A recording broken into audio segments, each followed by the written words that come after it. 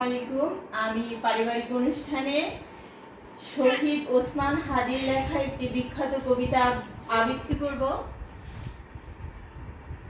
আমায় ছিঁড়ে খাও হে শকুন, হে সীমান্তের শকুন, এক্ষুনি ছিঁড়ে খাও আমাকে। হে আটলান্টিকের ঈগল, শিগগিরই খুবলে খাও আমাকে। হে বৈকাল হ্রদের বাঁধ, আছড়ে কামড়ে ছিন্ন ভিন্ন করো আমাকে। আমার রক্ত রসে শুধু অসাহিত্য আর অভাব। কাগজের কামরারা তাই আদর করে মুদ্রায় স্মৃতি নাম ডাকে। ঋণের চাপে নীল হয়ে যাচ্ছে আমার অনুচক্রিকা, সংসার চালাতে অন্ত্রে হয় ইন্টারনাল ব্লিডিং। কি আশ্চর্য, তবু আমি মরছি না।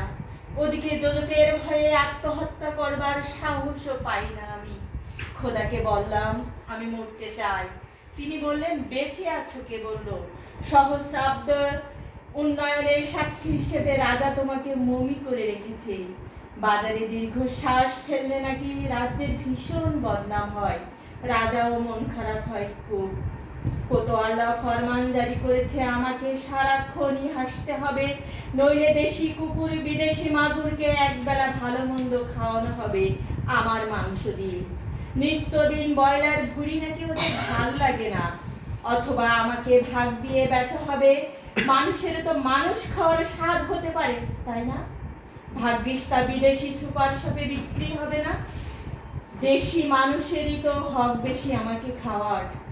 এই দোজকি যখন নিয়তি, তখন আমি উদাম হয়ে ডাকছি দুনিয়ার শ্রেষ্ঠ মাংসাশী বিহঙ্গদের। হে ঈগল, চিল, ভয়ঙ্কর বাজেরা, হে সাম্রাজ্যবাদী সাহসী শকুনেরা, তোমরা F-35 এর মতো দল বেঁধে হামলে পড়ো আমার বুকে। আমার রান, থান, চক্ষু, কলিজা আর সব তোমাদের গনিমতের মাল। দেশি সুর খুবলে খাওয়ার আগেই আমার ইচ্ছে মতো ছিঁড়ে খাও তোমরা।